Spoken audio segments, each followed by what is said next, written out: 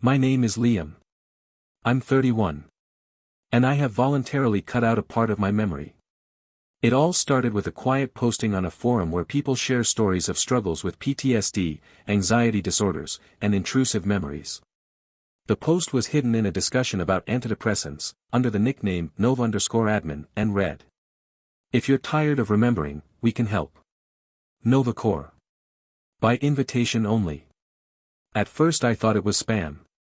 But something about those words stuck to my mind like a splinter. Tired of remembering. Yes. Very. For 5 years I'd lived in a loop, the day she died. Though even now I couldn't tell you exactly who I'd lost then. The face in my memory blurred, the name elusive. I just knew there was a hole inside me. And it was growing. A week later, I found myself outside an old business center on the outskirts of town. No signage. No intercom. Just a door with a palm print and a sign that said, "Scan. Breathe in. Exhale. Welcome." Jasper met me. He didn't look like a scientist. More like an actor playing a scientist on a TV show, perfect white shirt, slightly fake smile, scripted movements. "Liam?" he asked, extending his hand. "Welcome. Have a seat. We'll explain everything." wWho offered emotional trace correction technology, essentially, the erasure of specific memories if they were associated with severe psychological trauma. You specify exactly what you want to forget, and you're put through a series of sessions, scans, neurostimulations, followed by medication. The price was, not money. You had to sign a waiver. No contact with your family for the duration of the neurointegration. And most importantly, you'd never know what was erased again. I signed it. Not right away. But I did.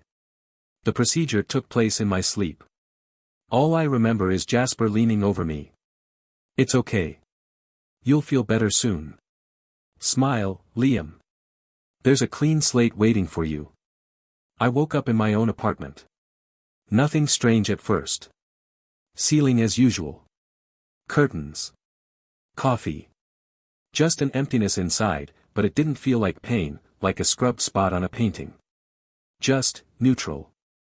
The first few hours went surprisingly easy. Even the thoughts became clearer. Like someone had wiped away the old dust. I walked around the house, opened the closet out of habit, things were neatly stacked inside. But, something was wrong. A couple of t-shirts I didn't recognize. A book on the nightstand that had a bookmark in it, though I certainly hadn't read it. There was a surprise in the kitchen, a note on the fridge. Not my handwriting. It said, "Don't forget to feed Loki." I froze. I don't have a cat. And I don't know anyone named A. That same night, I had a dream. It was nothing special. I was standing on the beach, the wind whipping my hair. There was a woman next to me. I couldn't see her face, but I felt warm. I called her Ellie. She turned around and the dream ended. In the morning, I woke up with the sensation of someone else's scent on my pillow. A light scent of cinnamon and orange. Next to it, a long, golden hair. I live alone. I typed Ellie into Google, old correspondences, social media, nothing. Not a single trace. I decided to return to wWho. Jasper greeted me with the same smile. "You look troubled, Liam." "I feel like I've forgotten someone I shouldn't have." Phantom reactions. The brain compensates for lost memories with images that seem familiar. It's normal. But I found a note. On the refrigerator. And the smell on the pillow. And the dreams. Repetitive. Phantom sensory projections.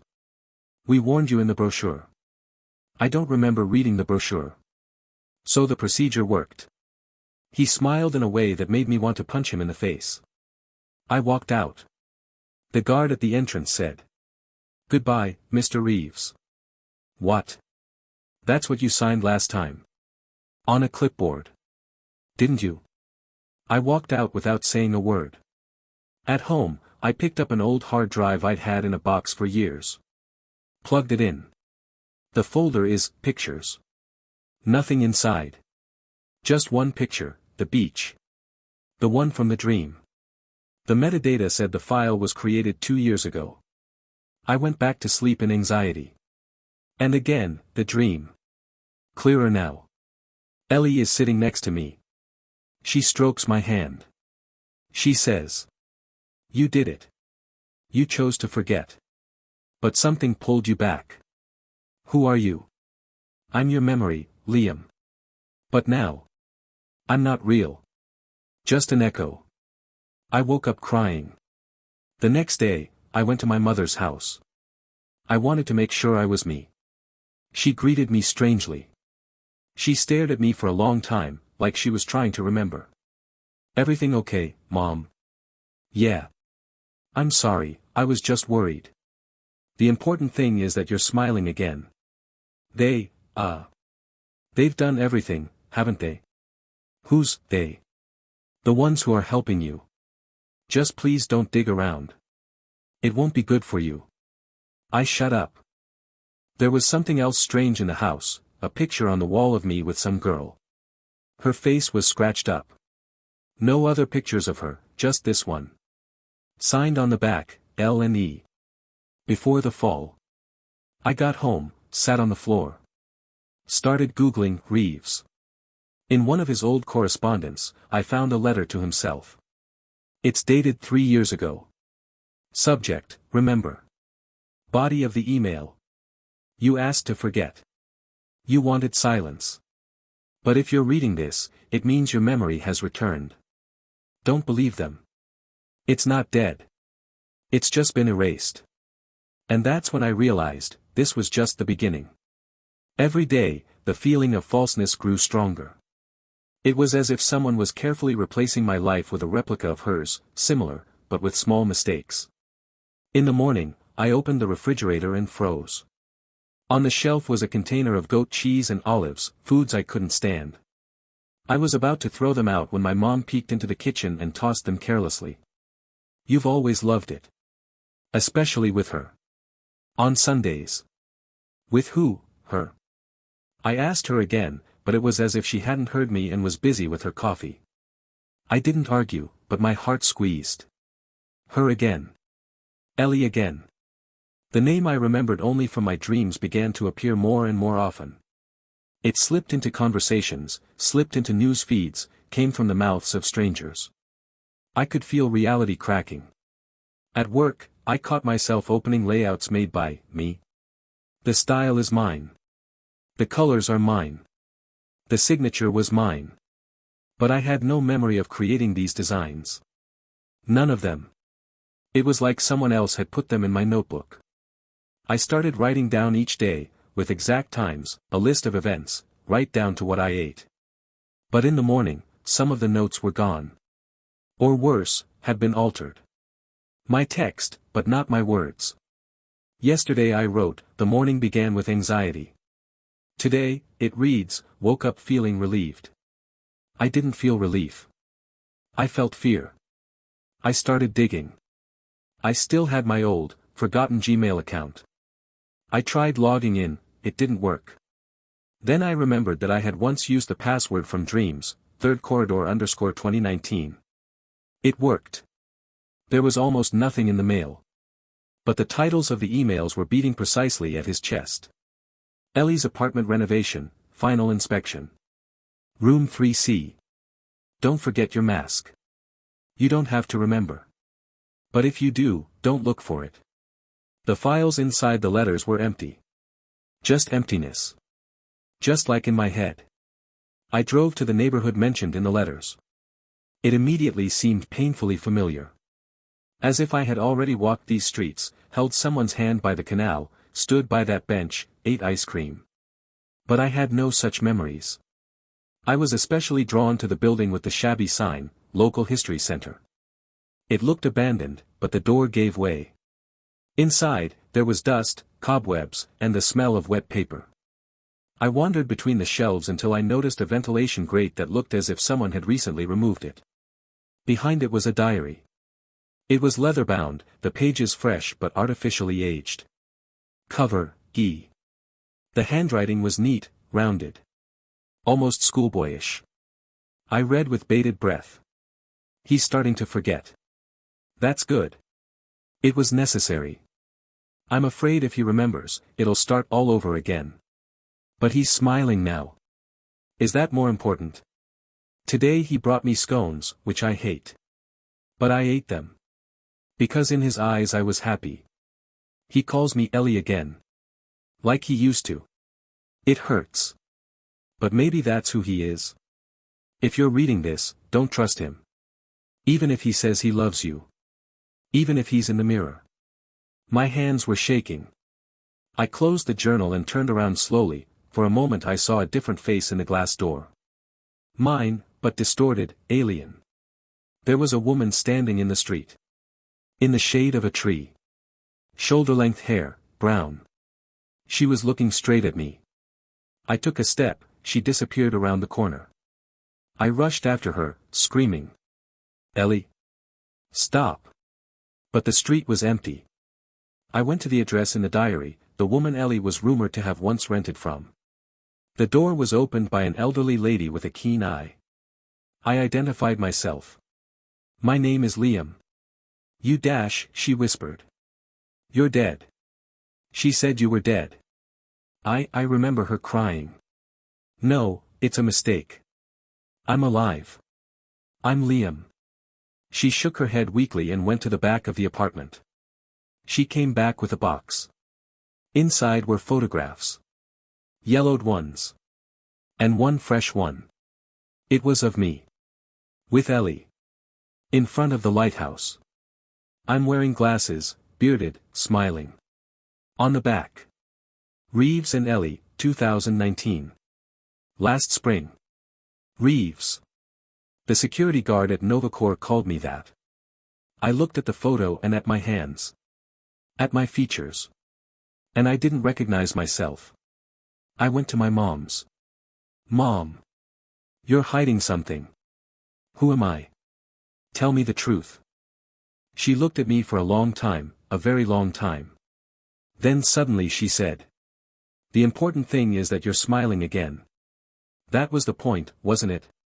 I was married to Ellie. She looked away. Liam, it was pain. You were the one who wanted to forget her. We just agreed. But I'm Reeves. You've been called many things. But you've always been my son. That's a lie. It's a choice, she said. I didn't sleep that night. I dream again. I'm standing in a white room. There are mirrors all around. Cables hanging from the ceiling. I hear Ellie's voice. Find me in corridor 3. That's where it all started. When I woke up, I knew what to do next for the first time in a long time. It had been a sleepless night. The image in my mind's eye was Ellie in the white room. Cables. A voice. Corridor 3. For the first time, everything felt logical. Not comfortable, not safe, but logical. As if pain turned out to be the only thing that wasn't already a lie. I packed my backpack. But I didn't even know what to put in it. Everything in this life was like props on a theater stage. Random furniture, clean dishes, books with no content. The only thing I took was an old camera. It was the one I remembered for sure. It was mine. From a past life. wWho looked the same as always, glass, sterile walls, automatic doors. But now I knew it wasn't an office. It's a facade. A shell. Underneath it, a bunker. The pass I'd once thrown away was back in my pocket for some reason. I wasn't surprised. It was as if someone had already rewritten everything to my script. The scanner flashed green. I walked in. The corridors were empty. Only cameras hissed behind ceiling panels. I walked to where the technical exit used to be. This time the door wasn't locked. Behind it was a stairway down. Concrete. Metal. Cold. Inscriptions on each flight of stairs. Sector 1, correction. Sector 2, preparation. Sector 3, re-recording. I stopped in front of the door to Sector 3. My hand trembled. The sign under the lock read. Access by confirmed identity only. Overriding is final. I put my finger on it. A pause. Then a click. Inside was a dark hallway. There were monitors on the sides. People on them. Cameras in apartments, elevators, offices. I saw faces. Some were drinking tea. Someone was looking out the window. Someone holding someone else's hand as if it were their own. They were just like me. Rewritten. In the center of the hall, a glass room. In it, a chair. Cables. Machines. And Ellie. She was alive. I froze. My heart was pounding in my throat. She was just like in the pictures, hair gathered, eyes closed, a cloth figure clutched in her hand, like an old toy. I touched the glass. She opened her eyes. "Liam," she whispered. There was a voice behind me. "You found her after all." I turned around. Jasper. Still the same, perfect, wrinkle-free, same smile. "Why? You asked for it. After the accident. You couldn't handle it. You chose to forget. But you added the clause, if the memory comes back, don't stop it." Did I die? No. But you wanted to. So we erased it. Almost all of it. I went into the room. The machines buzzed. The data on the monitors jumped. Ellie looked at me as if through water. "You left me here, Liam," she said. "And then you wanted to feel me again. I didn't know that any of this was real. Because you decided that imaginary pain was better than real pain.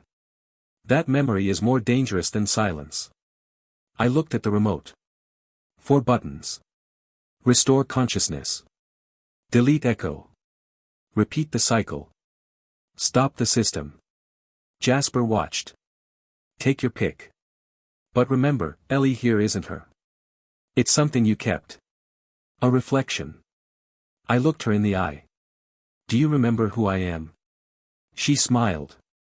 "I always remembered. Even when you didn't." I pressed the button. Stop the system. The lights in the room flickered. The screens went out one by one. Jasper disappeared. Or dissolved. Ellie took a deeper breath. Cables ripped out of their connectors. The signals dropped to 0. Everything froze. "What now?" I asked. "Now we find out who we really are." We went outside before dawn. The town was empty. We walked in silence. Hand in hand. Real. A week later, I got a letter from myself. Old address. Old handwriting. "If you're reading this, you chose pain. It means you're alive again." I smiled for the first time for real. And I promised myself I'd never let you erase what makes me me again.